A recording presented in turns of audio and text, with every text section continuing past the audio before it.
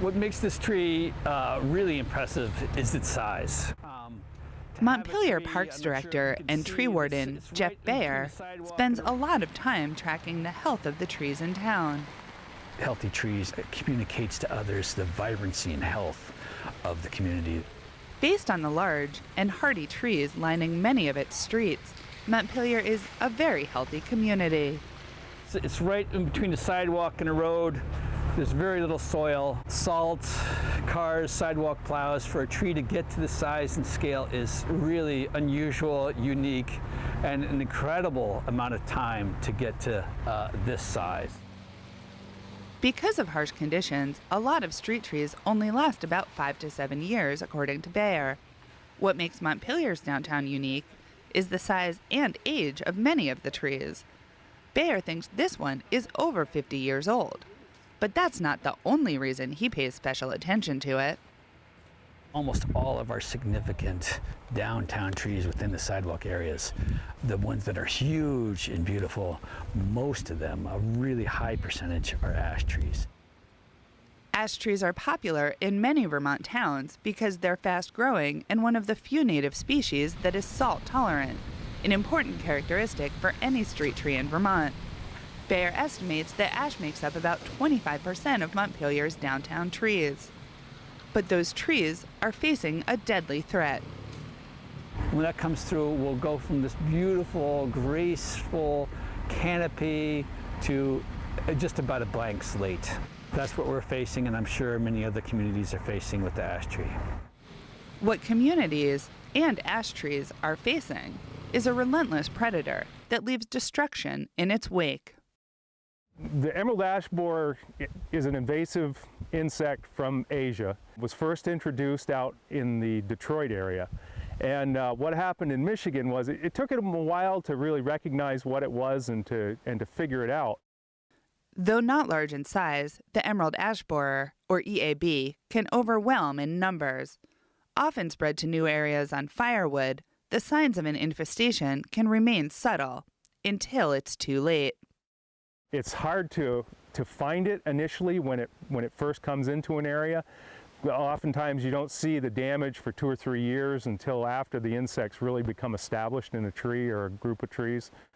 Paul Frederick is a forester with the Vermont Department of Forest, Parks, and Recreation. He and other foresters around the state are planning for the arrival of the EAB. It has not yet been identified in Vermont, but has been seen in every surrounding state, as well as Quebec. They found the insect as far as up north as Rensselaer County, which is pretty close to Bennington County in Vermont. So we're pretty well surrounded at this point. So these are all ash. When the insect does arrive, Vermont needs to be ready. Not all ash are killed.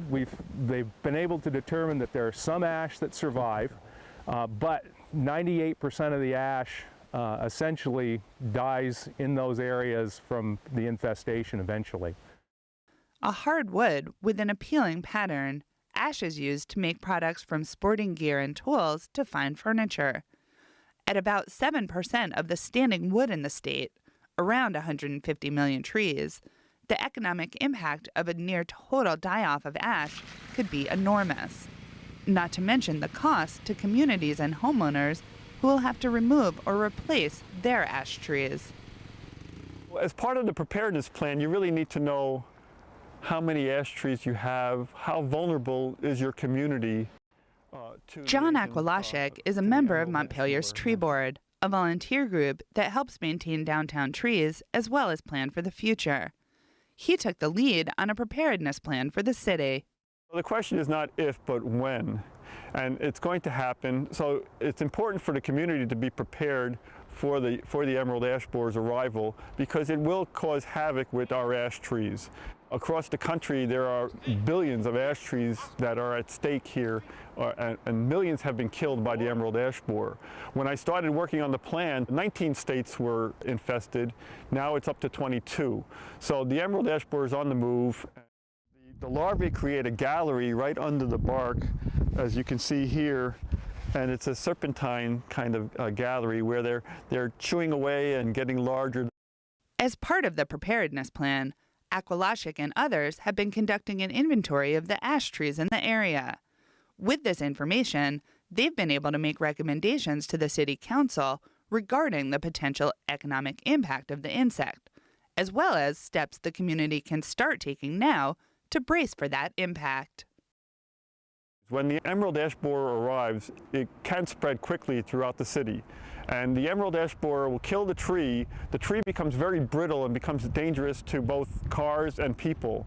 So it's important that street trees be addressed promptly before they become this kind of brittle tree that can snap and fall on people or their property. And in the parks we have the same situation where you have trails and all sorts of ash trees along the trail. So it is sort of a hazard potential with these dying ash trees. Montpelier has established a tree nursery with a wide variety of species. For now, those trees are used to replace current downtown trees as they're needed. But the idea is to have a stock of trees ready to replace the town's ash trees when they die. Another way of raising awareness is the Look Up Vermont campaign, where bright purple ribbons and information on ash trees around town encourages community members to keep an eye out for signs of infestation, which often starts at the top of trees. You'll start seeing some decline and dieback in the tops of the trees. One of the things that's been noticed recently around the Northeast is that you start seeing significant amounts of woodpecker activity in those trees, and they'll start to peel off pretty big portions of the bark, trying to get at the insects to feed on the larvae in the tops of the trees. So you'll start to see patches of bare bark showing up, and that's been a pretty good way of actually identifying the insect initially in areas.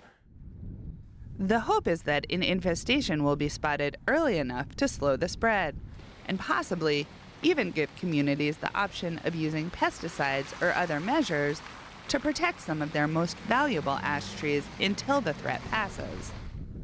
But these defenses are expensive and not always effective. For now, the best defense is a strong offense. In Montpelier, I'm Rebecca Gollin with Across the Fence.